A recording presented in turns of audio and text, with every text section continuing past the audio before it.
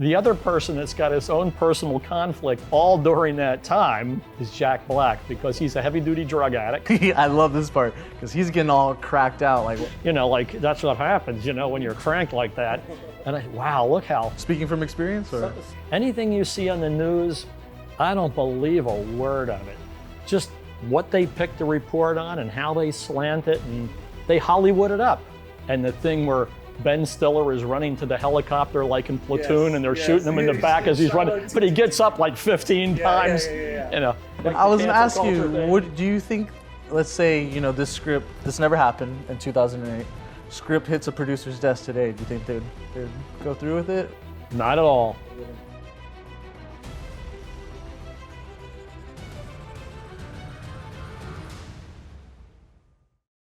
Hi, I'm Fred Satilli. And I'm Shane Schuldmeyer. And this is The Real Generation Gap. And if there was ever a movie that bridged every imaginable generation gap, I think this would be the one. In the outrageous world of cinema where make-believe often blurs the line between fantasy and reality, Tropic Thunder stands as a comedic masterpiece that fearlessly lampoons Hollywood's successes and eccentricities. Directed by and starring Ben Stiller, this 2008 satire takes no prisoners as it thrusts us into a riotous realm of actors playing actors, misadventures in the jungle, and the absurdity of war filmmaking, with a stellar ensemble cast that includes Robert Downey Jr., Jack Black, Nick Nolte, and an unrecognizable Tom Cruise. Tropic Thunder emerges not just as a laugh-out-loud riot, but a sharp-edged commentary on the film industry itself. This is, I said it to you before, watching this movie is like looking at a supermodel. What can you say? You just, look at that. Oh my God. Oh my God, every inch is perfect. Yeah, this is definitely one of my favorite, probably my favorite comedy. I think it's one of the most underrated comedy. Most people in my generation, they go to Superbad, movies like that. But Tropic Thunder stands above all for me. It really is up there. Galaxy Quest. I love Galaxy Quest too. No one knows Galaxy Quest, but yeah, I love Galaxy Quest. No, I think a lot of people know Galaxy Quest. Maybe people of your generation. But the other one, I can't remember the name of the movie. Maybe you'll get it, where a whole bunch of guys go to Las Vegas. And Mike Tyson has the tiger. Yeah. What is that one called? That is called... I'm drawing a blank. Now I'm drawing. It'll come to you. It'll come. But that also is this level. This level, yes. Back in 1961, they had the Mad World. Never heard of it. I know, but see, to me, that was the pinnacle of what could be. It's like a 3-hour nonstop, every joke. Mm-hmm. This thing jams so much, the sight gags, every visual thing. Visual, there's one-liners through the whole thing. It's nonstop comedy. For me personally, I think it's one of the funniest movies I've ever seen. It really is. It really is. And you're really good with remembering every line. Like, I remember some lines. Yeah, so when I first saw this movie, it came out in 2008, obviously. I was still in high school. I was in Hawaii visiting my family for the summer. And typically, this isn't a movie my mom would be okay with me watching. But my aunt and uncle in Hawaii, they're cool, so they took me to see this. And I was like blown away. Well, I think everybody has that reaction, and it starts before you know it. Yeah, exactly. Because they have previews. Yeah. So it opens up with trailers. So basically this movie is about the experience these actors go through making a war film. So it starts with trailers of all these actors and their previous movies and things that they're notable for. But when I walked into the theater as a 16-year-old to see this movie, I was like, oh, these are trailers for upcoming movies. That's weird. Robert Downey Jr. is going to be a gay priest. That's weird. Jack Black's going to be in a farting movie? What's going on? Right. And it's very viable. For me, it was. For me, too. Yeah. I believe those were previews. Exactly, I really believed that they were previews or trailers for upcoming bad movies. Yes. Like, this is the worst thing. This is awful. This is horrific. And that's the primer. That sets the tone. It does set the tone. So, yeah, they have that guy, Al Pacino, and first he starts by advertising. Now, wait a second. Not Al Pacino. Alpa. Right. Alpa. Because young people like to mutilate the English language, sort of the way the French did with Latin. Sure. It makes it their own. They made their own, weird little language there. But It's a very hip hop thing to do. He took Al Pacino, right. and he's Al Pacino, and then he starts by advertising his booty sweat drink and his bust a nut bar, and that's like making a mockery of hip hop kind of, because everything's booty and bust a nut this, so that's really funny. And then we have the Scorched Earth, which is Ben Stiller. I forgot their characters, but Ben Stiller's character, he has Scorched Earth like 10. Yeah, and then this time it's the same but different, and it's all snow. Yeah, revenge of, son of. He's back with a vengeance. Scorched Earth. We have Jack Black, and he's in the Fatties, which seem very much like what's his name? Medina or something. Not Medina, the Nutty Professor. Seemed like the Nutty Professor. Right, because of the haircut and all. Well, he plays all the actors, and then one of them's fat and is farting and stuff. Yeah. And then really juvenile. Yeah, and then my favorite one was Satan's Alley, which had Robert Downey Jr. and Spider-Man. What's his name? Tobey Maguire? Tobey Maguire, thank you. Right, yeah. Had Robert Downey Jr. and Tobey Maguire. Hey, you did. You got me there. Had Tobey Maguire, and they played gay priests, and that one had me dying, especially with that sound. Yeah, when they're holding the beads, like the rosary, they're holding it, so they get the look on their face. And it ends up, I've been a bad boy, Father. Right, yeah, that like that's such like an Exorcist movie thing. Yes. You know what I mean? You're going to hell. I love it. So that's how the movie starts. You start with these trailers, and it really puts you into the world of these actors. And then it goes into ultra high gear for a long time because they're shooting war movie scenes. Yes. And the thing where Ben Stiller is running to the helicopter like in Platoon, and they're shooting him in the back as he's running, but he gets up like 15 times. And finally Robert Downey Jr. goes over and gives him like acting tips. So I don't know if you realize, but the first scene is the last scene. Right. Oh, of course, yeah. So when they're... Because they were making the movie, and then they made the movie. So basically these guys, like you were saying, he does the whole platoon, he's getting shot up, and then it kind of comes up to Ben Stiller's dilemma, where he has a scene with Robert Downey Jr. Robert Downey Jr. he has black skin. And tell him how they talked about that before you see him do it. Oh yeah, they have like a Hollywood insider. Right. And that's a good touch on. Right. So not only did they do a parody of the war movies, and not only did they do a parody of acting, but they also did a parody of the media responding to all that. Yes. So they show where he had like skin pigmentation surgery, so that. Yes, to make him look black, and he did look black. I mean, he really, I was believable. So yeah, Robert Downey Jr. Like if you missed that, if for some reason you went to the refrigerator and you came back, like you would never guess that was Iron Man. Like, you wouldn't. And was he Iron Man at this point? No, this was way before that. Okay. But I mean, just for me looking at it, I mean, I can't see him, Robert Downey Jr. as Iron Man, no matter what. And but in that movie, wow. Yeah. The job he did, and he stayed in character. Yeah, so he's playing a method actor, which a method actor, they're in character 24/7. Once they accept the role, they never stop being the character. Right. Now the Al Pacino guy is actually a black guy. Yes. So he's during the making of, Robert Downey Jr. never goes out of character. He's like, why are you still talking like this? You're from Australia. Like, look, Kangaroo Jack. Yeah, he starts calling him Kangaroo because Robert Downey Jr. is actually an Australian actor. A white Australian actor who's acting, but the black guy is like, I get it what you're doing, but when we're not making the movie, you stay in character to agree that's offensive. Yeah. It's offensive. Yeah. So we're back. Ben Stiller had just gotten shot up. His hands are actually blown off. And he needs to have a cry scene, and he can't cry. And that's kind of his dilemma throughout the whole movie. He hasn't figured out how to cry as an actor. And Robert Downey Jr. is there trying to like coach him, like, come on, cry. Ben Stiller's trying to call cut. He's like, no, let's not. We need to do this again. Meanwhile, Danny McBride's in the background, the pyro guy. Yeah. He's in the background. He's ready to. He has like a whole. Well, give the audience introduce him. Like, he's in the making of the movie. There's pyrotechnic scenes, and he's the pyrotechnic technician. Yes. But in reality, he's a pyromaniac. Yes. Like, he loves blowing stuff up and setting stuff on fire. He's call in the airstrike. It's like the cameras aren't even on. Call it in anyway. Yeah. He wants that. Very into it. So yeah. You just wasted a $4 million airstrike. He's like, well, yeah. So the director's like, cut, and he's like throwing a fit, and Danny McBride's like, that's the sign. Let's go. And then so the plane comes in, lays a giant carpet bomb down. He's super stoked to light it up, and then they basically. That's what starts the film. They blow however many $1 million on that one scene that they didn't even record. yeah, $4 million. He wasted $4 million. Yes. $4 million.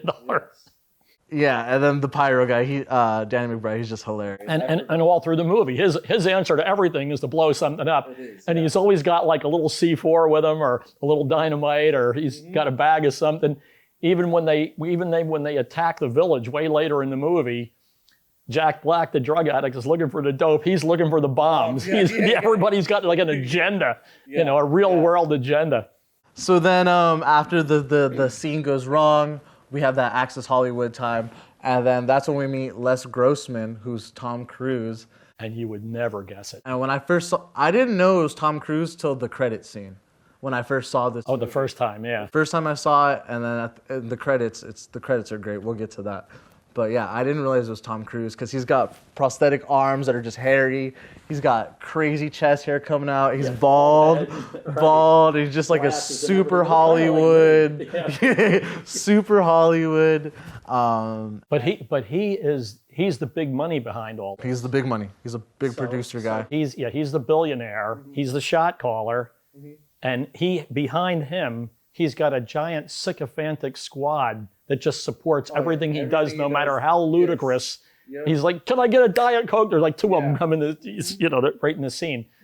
So he's got a problem, and his problem was with the director, the British director. And the movie we were talking about earlier is The Hangover. Just came to Thank you, The Hangover. Yeah, that's another masterpiece. Good job. Yeah. See? But yeah. As you get older, it gets a little slower.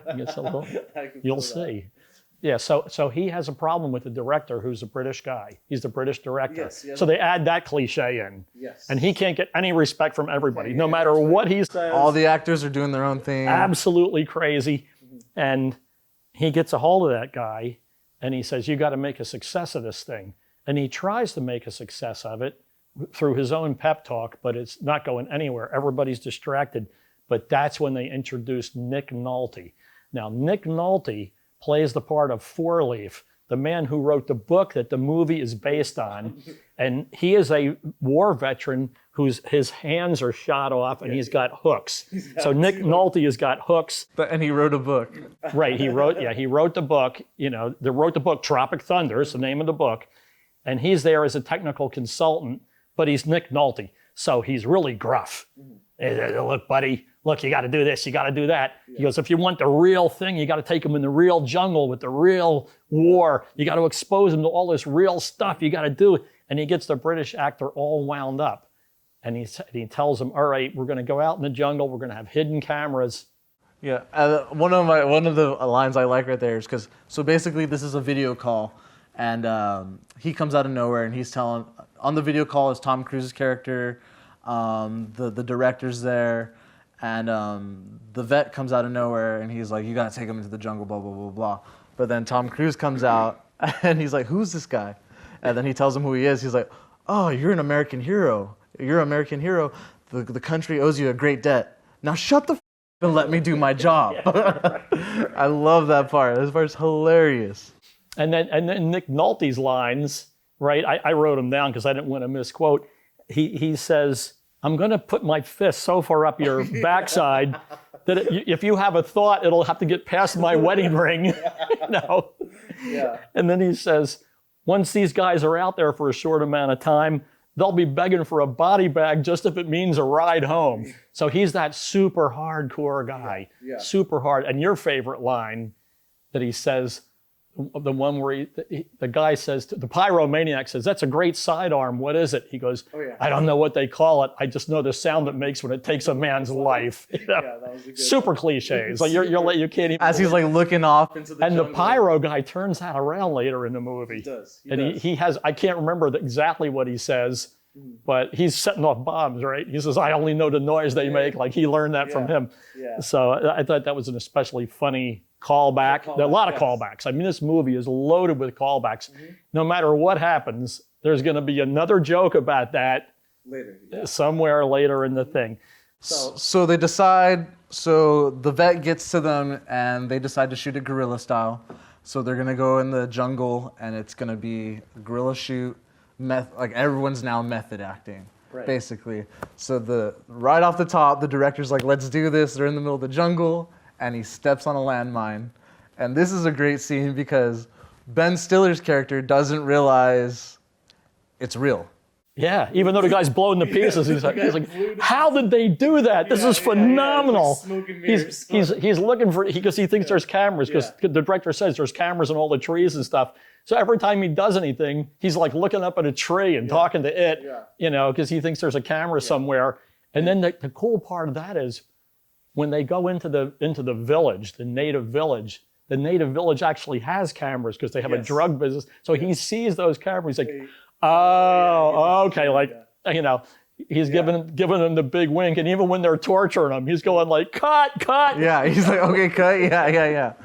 Yeah, so when the guy blows up, I love when Ben Stiller's like, look, it's fake blood, it's cornstarch and fake blood. Oh, real tasting cornstarch, yeah. Tastes just like blood. He's holding up the director's head. Yeah, I thought that was... And then the ostensibly the VC or the NVA that are in the woods, they're looking at this, and they say, these guys have no fear whatsoever. Jack Black's going like, come and get me. They're holding guns up. So they go shoot this movie in the jungle, and they end up in this area called the Golden Triangle. And in the Golden Triangle, there's drug warlords there. The cast thinks all their shooting and stuff is part of the movie. They don't realize... Because in the script, they actually go into the bush, and there is a drug village. Yeah. So they're like, okay, this is consistent with the script. Yes. And the Golden Triangle, that's a real thing. Yes. But they just think it's part of the movie. It's part of the movie. So they're laughing about it. Yeah. So movie goes on. The crew's going through the jungle. They're getting mad at each other. Robert Downey Jr. still acting like a black dude, even though he's not. Al Pacino is getting mad at him. Well, they have a discrepancy over where they are. They want to go. They have the map, right? So they get the map out. The one won't give him the map because he wants to lead the thing. Right. But he's holding it upside down. Right? And then the map guy, Zelensky or whatever his name is, he's trying to tell him which way to go. That's the joke in the movie. No one knows his name the whole time. I still don't remember. I can't remember it either. Yeah. And only at the very end, but they're going through and one of the guys drops the drink can, right? The booty sweat. Yeah. So they're like, I'll go this way, you get this way. And Ben Stiller decides he's going to go a different way than everybody. You guys go your way, I'm going to go my way. And both of them are lost. Yes. And the one crew... But by doing that, he's still following the script technically. That's right, yeah. He's separate, right. He gets captured first. Mm-hmm. So they're going through the jungle, and after going for an entire day, they find the can of booty sweat. Yes. So they know that they're exactly where they started. Yes. In the meanwhile, Ben Stiller is captured. Ben Stiller's captured. But that's only the beginning of his problem. Yes. Because as you said in the beginning, he made a series of movies where he played they call it special needs now, but he played Simple Jack. Simple Jack, right? Simple Jack. Yeah. He plays a retarded guy. And this is a point in the movie where something happened that really made me laugh because the guys in the jungle, they recognize him as Simple Jack because that's the only movie they ever had. They have a VHS tape of Simple Jack. Now, and back at the time when I was young, it was very common to have like a tape player in your car and like you only had one tape. Mm-hmm. In fact, Stephen Wright has a joke. I don't know if you know the comedian Stephen Wright. He's a monolithic genius. He said, yeah, we went across country with a car. We only had one tape the whole time. Can't remember what it was, like the one right tape, thing. Yeah. And I had experience like that myself. So that was like, yeah. I get that. Yeah. So they recognize him, and because he's the only guy that could be a movie star, like he's the one unique guy. Yeah, so they're beating the crap out of Ben Stiller, and he's like, please stop. Right, and when he's begging for his life, he sounds retarded. Like he sounds like Simple Jack. And they're like, wait a minute, say that again. He's like, please stop, and then he hits him again. No, say how you said it before. Please stop. Right. So they dress him up like Simple Jack, and they're trying to recreate the Simple Jack movie. Yeah, they have a theatrical viewing of. Yeah, the whole all the drug farmers, all the heroin farmers, they get them all together and they go, look, we're gonna have this stage show. All love him. They're going crazy. A little kid is all. This is great. And then prior to this scene, we have to remember the never go full retard scene between Ben Stiller and Robert Downey Jr. It's a great scene. Robert Downey Jr. Is going over like other actors and things roles they've played where they play someone autistic or retarded, as you would say in the movie.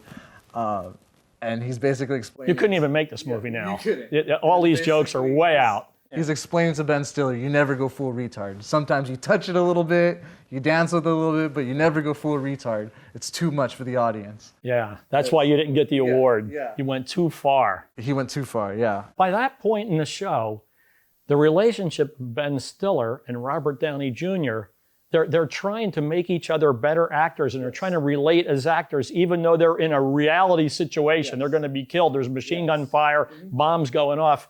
Now, the other person that's got his own personal conflict all during that time is Jack Black, because he's a heavy-duty drug addict.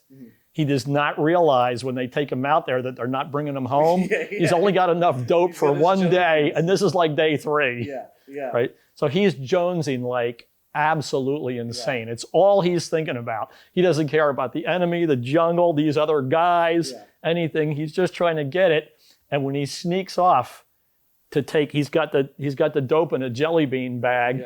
When he takes it out and holds it up, a bat flies by and grabs the bag.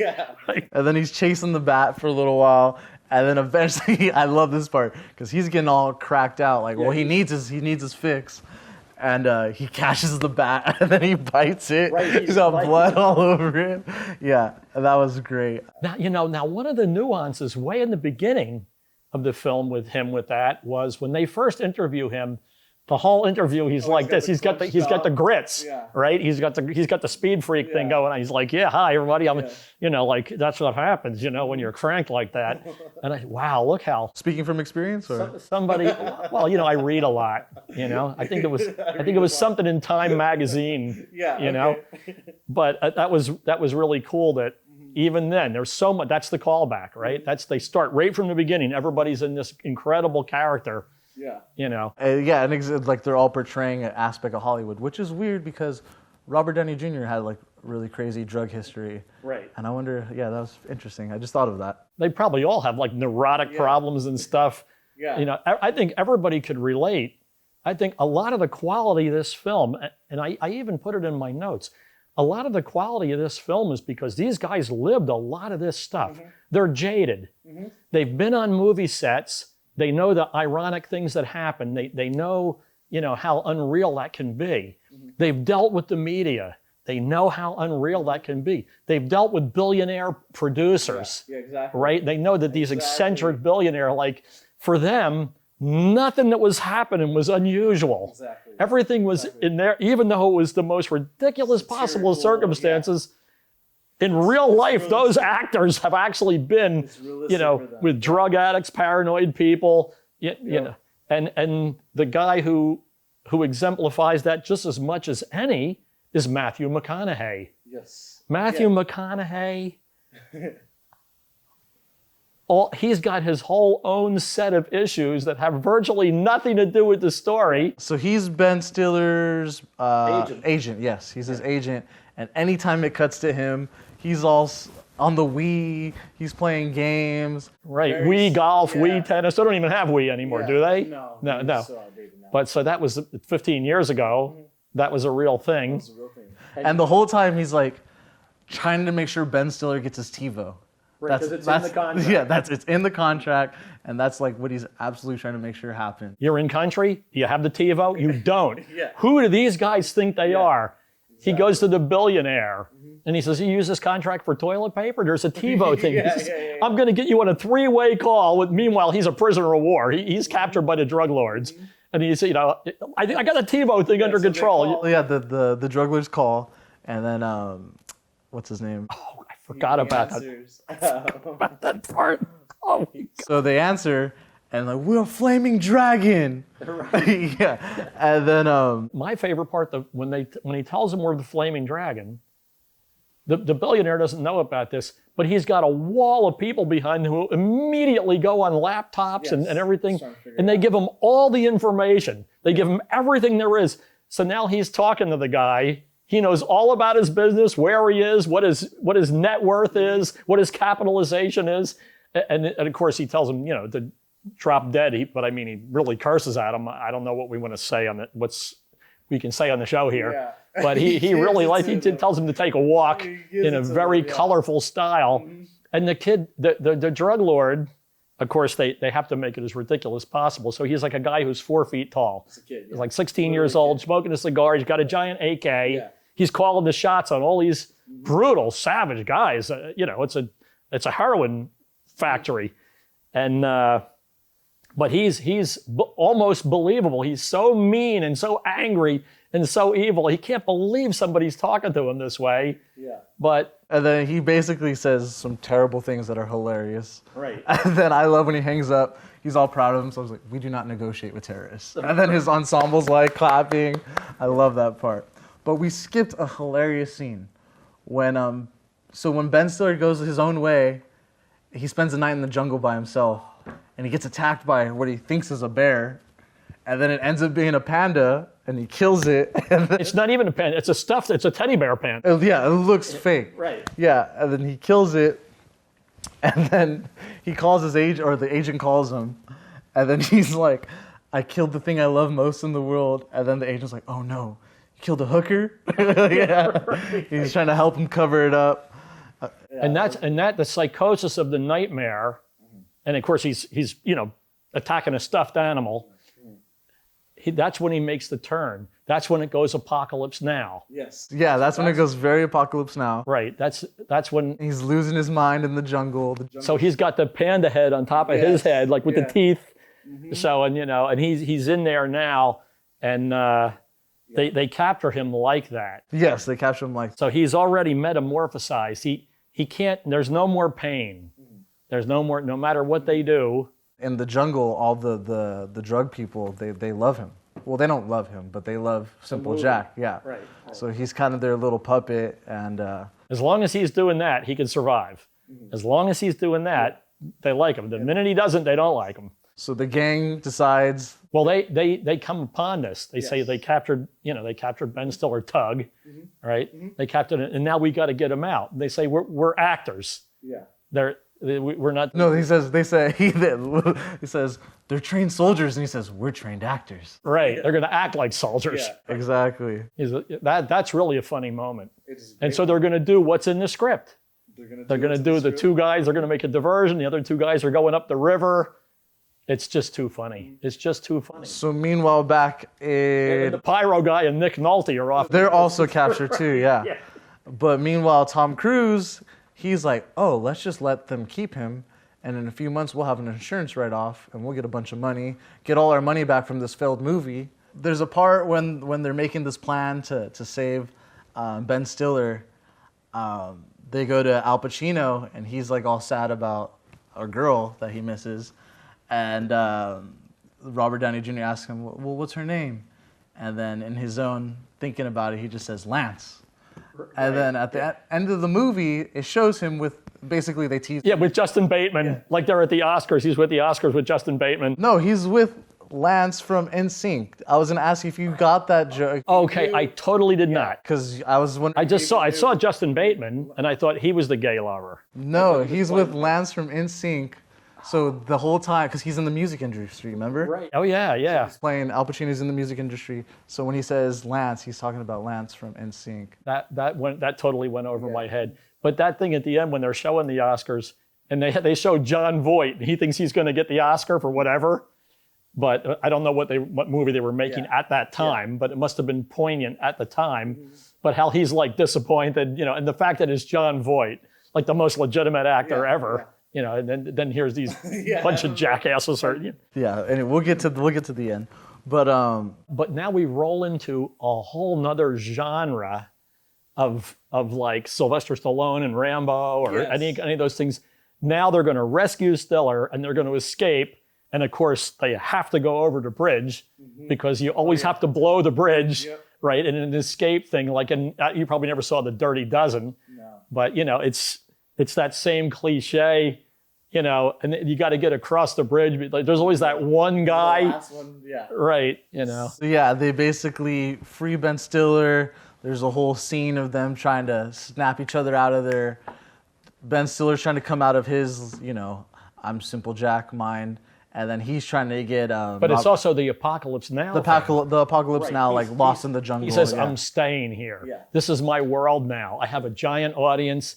And the little boy, he says, "I even have a son."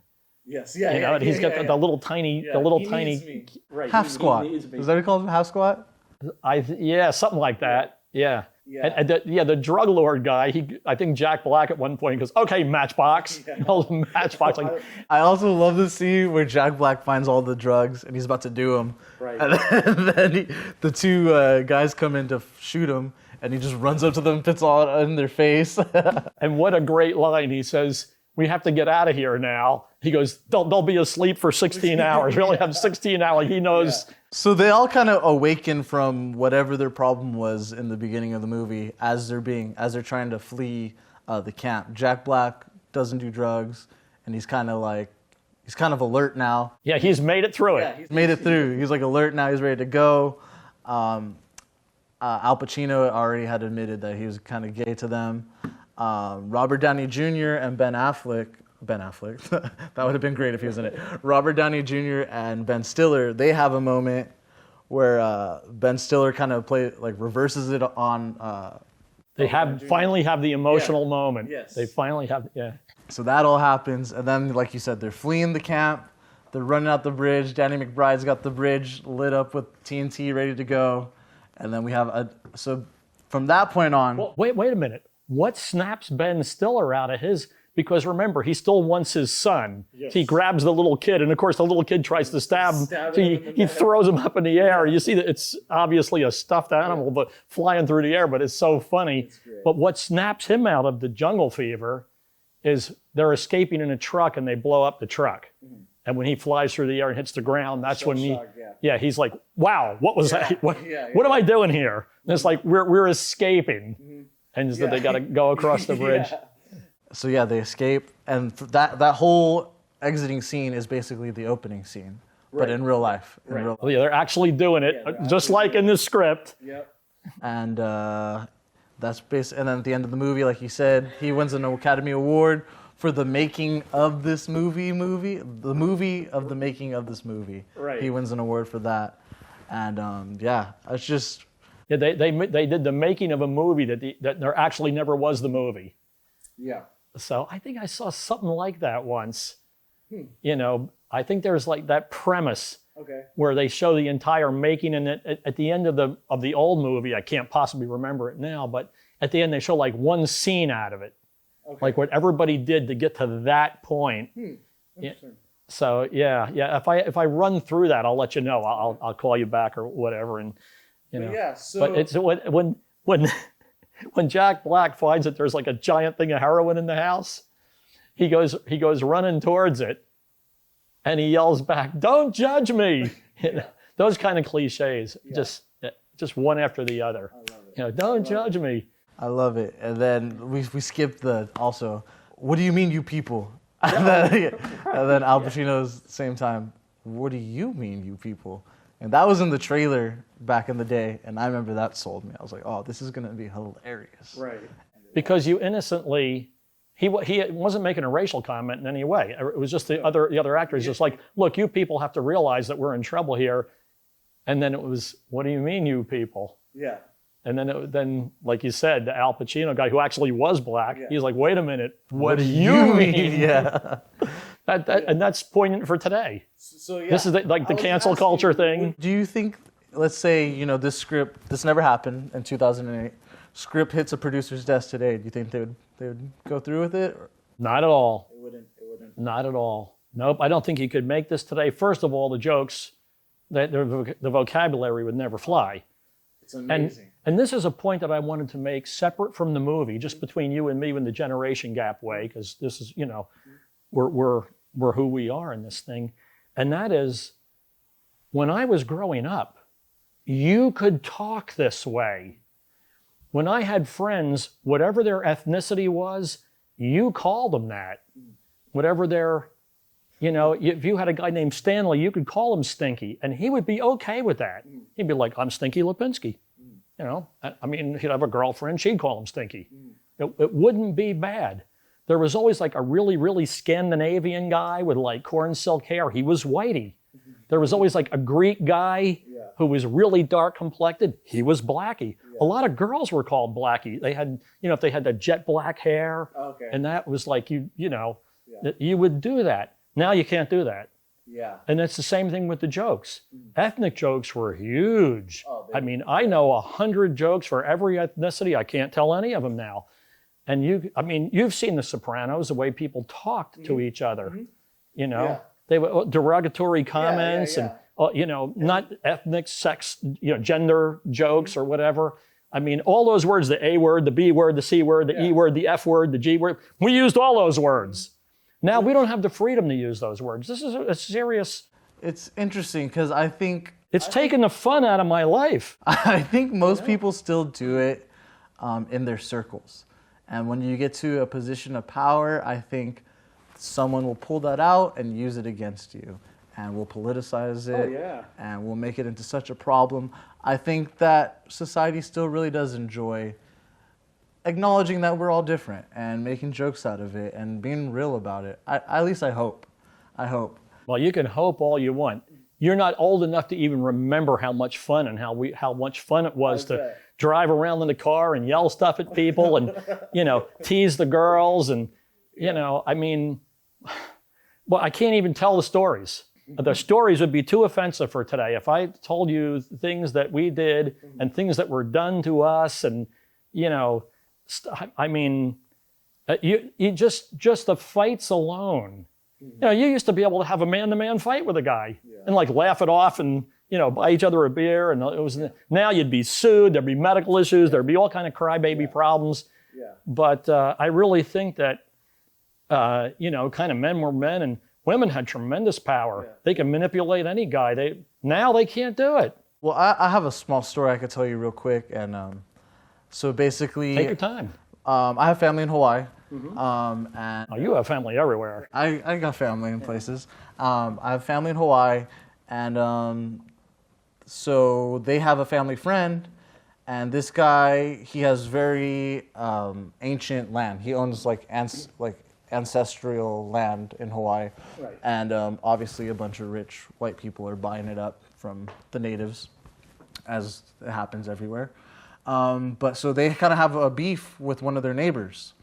And something happened with the gate, and they ended up getting in a fight. One of the locals and one of this rich white guy. I would not want to fight a Hawaiian. No, me neither. Yeah. Not a big Hawaiian guy. No, anyway, so the fight, whatever, happens. But because the Hawaiian guy said, "You stupid haole," which means white guy, which had no context to do with, the fight was over a gate and like property lines or something stupid. Right. But because he said, "You stupid haole," the rich white guy went to the police, told me, said that now it's a hate crime. A hate crime. Now it's a hate crime, and he's in prison for I don't know how long. They put the Hawaiian guy in the prison for using the word haole. For using the word haole, yep. Wow. Said it was a hate crime. When I lived in Singapore, they called me Angmor. It basically is whitey. Yeah. Actually, the actual literal translation is red hair. Okay. Like people who had red hair, but that's what it was. Yeah. I was the Angmor drummer, or I was the, and it wasn't, it just identified me. Mm-hmm. You know, it wasn't like, it was like an insult, because really it's whatever country is just north of Singapore, where Johor Bahru is, it's their language. Okay. And this is just a word that they just used. They didn't mean anything by it. Mm-hmm. The guys say, "Hey, Angmor," And it's whitey. Hey, I grew up with mostly Latinos, and I'm not full white. I'm half, but they assumed I am. So they would call me gringo. And oh yeah, I actually like that. Like if a guy calls me that, I'm like, I'm over here. Yeah. There's nothing bad about that. Yeah, I think it's a little different when it's going that way now. Well, it's like the ethnic people call, well, I don't say ethnic, but the colored calling the white person white versus the white calling the colored colored. I think it's a little more acceptable. I think it takes a really lot of fun out of life. Not being able I would to agree. not being able to tease each other and have, because it's a bonding thing. It is. If you get to the point where you can call each other names, and I would never hesitate to beat you up. I mean, I will tell you any weird thing, call you weird names or something. You've always been that way with me. You don't hold back. I definitely make fun of your age at times, that's for sure. and it's understandable. Yeah. It's not like I'm 6 months older than you. I'm twice your age, if not more. Yeah, right. They're perfect. Yeah. So it's just a shame that you can't go, hey, old man, but you can't, because it's now like, what are you shaming that guy? What are you doing to that guy? And this movie, when I watched it, and when you just asked a moment ago, could this be produced now? No, it couldn't.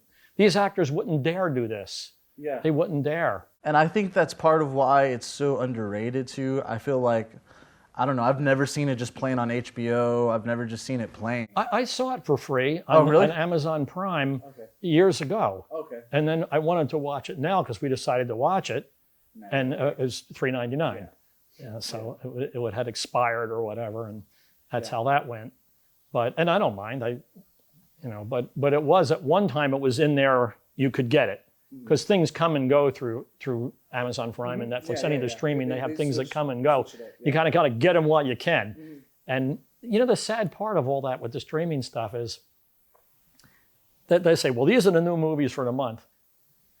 Frequently, I don't like any of them. I'm like, well, what the heck is this? And you know what I'm noticing, Shane?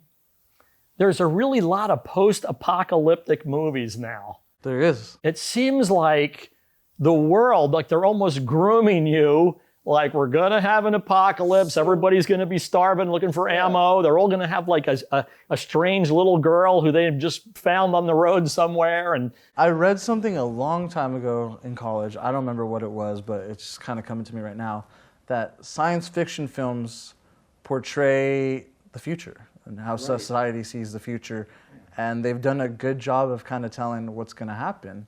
I can't think of anything else. Like, we don't have flying cars, but like you would see a movie and they'd have these communication devices, right? And now everyone has a cell phone. Yeah. Like if you think of Star Trek, they had their little thing. Now everyone has a cell phone. Things like that. And yeah, you're talking about apocalyptic movies, AI movies. All of a sudden, every second, third movie in a post-apocalyptic world, a man and his daughter have to survive with giant cockroaches or whatever it is. And it's kind of like I don't want to see a post-apocalyptic movie anymore. I don't want to see them. I like those. Yeah, well, they keep me on the edge. Anyway, I think we've pretty much beat this to death. Of course, the outro was as good as the intro. Like you wanted to talk about the credits. Yeah. Okay. Yeah. So that's what I was gonna get at. This movie does a great job of just keeping you invested. So it starts with the trailers that are wild and weird and funny. But the credits scene, and this is when I finally realized, oh my gosh, that's Tom Cruise. The first time you watched it. The first time I watched it. The credit scene is just a dancing montage of Tom Cruise dancing to Ludacris. And it's hilarious because he's got the fake arms and it's just great. Oh, we didn't talk about the fake arms. Oh, we didn't talk about But Tom Cruise, since he made his literally debut in the movies, but in that movie where he danced in his socks on the slidey floor, and they did to take the old records off the shelf, that old time rock and roll song, Tom Cruise wants to do that. Yeah. I know he wanted to do that. I wouldn't be surprised if it's like, I'll do the part, but on the outro I want to dance in my socks, And so that was the thing. But the thing that we glossed over, we did a pretty good job of reviewing the movie, but during the battle, they find out that Four-Leaf, Nick Nolte, all of a sudden his prosthetic arms get torn off and he's got regular hands. He was never even in combat. He was a sanitation department in the Coast Guard. And the pyro guy finds this out. Yeah, he's all disappointed. So that's the fact that the whole movie is based on this war hero with the severed hands, and that was a lie. Like it's the irony and satire of, Hollywood. Right. Everything's a stretch. Right. Nothing is real. Yeah, Nothing exactly. Is real. And we could make, I don't know if we're supposed to say that, in the government. Everything they tell us is a lie. Everything, these are all stories that they tell the population, that control the population. Anything you see on the news, I don't believe a word of it. You know, I say, oh, they want us to think this now. Why do they want us to think this? Yeah. Oh, they want us to think that there was a big fire in Maui. I didn't go there. Yeah. Now, obviously, there was a big fire in Maui, but just what they picked to report on and how they slant it, and they Hollywood it up. After 2020, my perception of the news, I was always like, yeah, they're twisting things, whatever. But the base of it's true. Now I'm kind of like, I don't know what's real anymore, and I'll find out in time, not what these people telling me. That's all we can do is sit back and watch cynically. Yeah, cynically. And that's a shame, because I don't want to be a cynic in life. No. But anyway, okay, you said in a week or two ago that you will never give a movie a 10, and I can't imagine that you. As far as comedies go, this is a 10 for me. Yeah. This is up there. I laugh the whole time. There's not a moment I'm not entertained. I've watched this movie probably like 10 times now, and every time it's like the first time still, and I'm just laughing. It's supposed to be over the top. It goes there and it stays there. I'm sure some of these guys behind the camera heard me laugh. I was watching it earlier today on my seat, and they heard me laughing, and like I still laugh. And I right in my living room all by myself. I'm like, oh, I can't believe it. So what do you give it? What do you give it? It's you know, I'm an easy for a 10. Okay. You know, I'm easy. If a movie is bad, I'll cut it to pieces. Mm-hmm. But we're watching movies that we really do, right? We're picking them because we like them. Yeah. We're not picking them so we could, carp about them. Yeah. So yeah, this movie is a must-see multiple times. Must see. If you haven't seen Tropic Thunder, it's probably my favorite comedy. It probably will always be my favorite comedy. It has satire to it, and you can break down, the Hollywood aspect, the actors aspect. I just think it's because so many people in the industry are so cynical because they've been through these things so many times that they're able to. I bet that this was easy to write. Yeah. I was like, what really happened? We just tell our own stories of what we really did and who we really are. And, there's always, you're on the set and people are just going crazy and you can't even make the movie because nobody's doing their job. Have you ever seen, what is it called? It's the movie, This Is the End.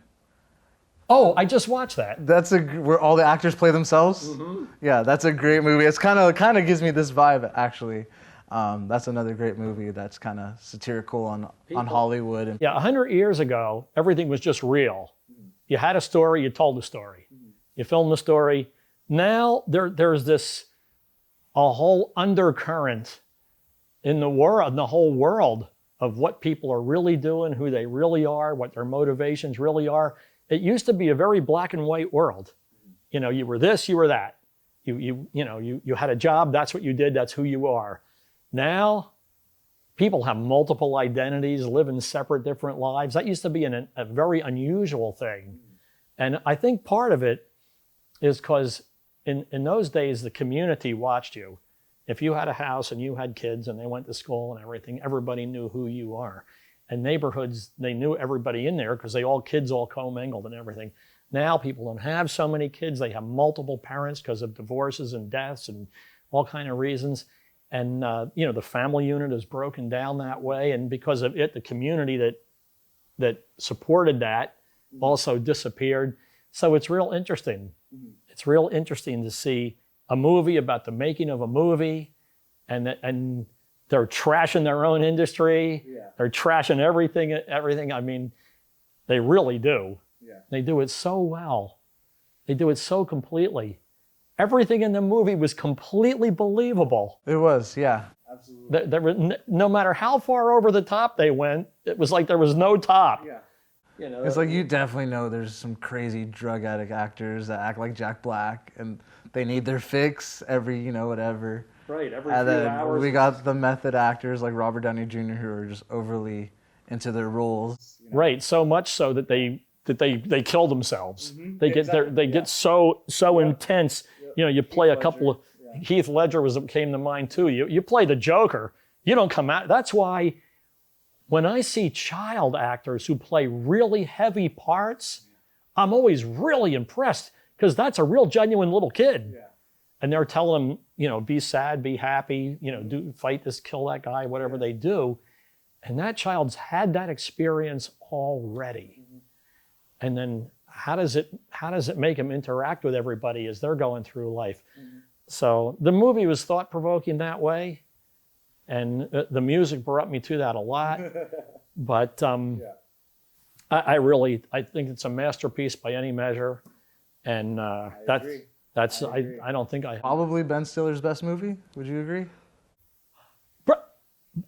elevate him to a whole different level. Yeah. Because he directed the movie. So every one of those jokes, every one of those actors, all those things were decisions that he made. They did a scene, he went, no, do this, fix that. I didn't really think much of Ben Stiller.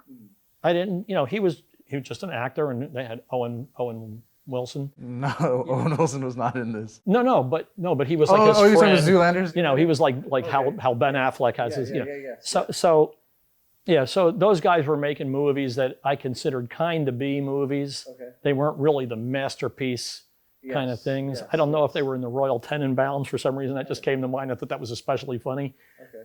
So Fred, you give it a 10? Of course I do. I give it a 10 as well. I think it's a great movie. If you guys haven't seen Tropic Thunder, please check it out. It's hilarious. You'll be laughing from the beginning to the end. And I think that's it for today. What do you think, Fred? I think we've talked plenty. You definitely have.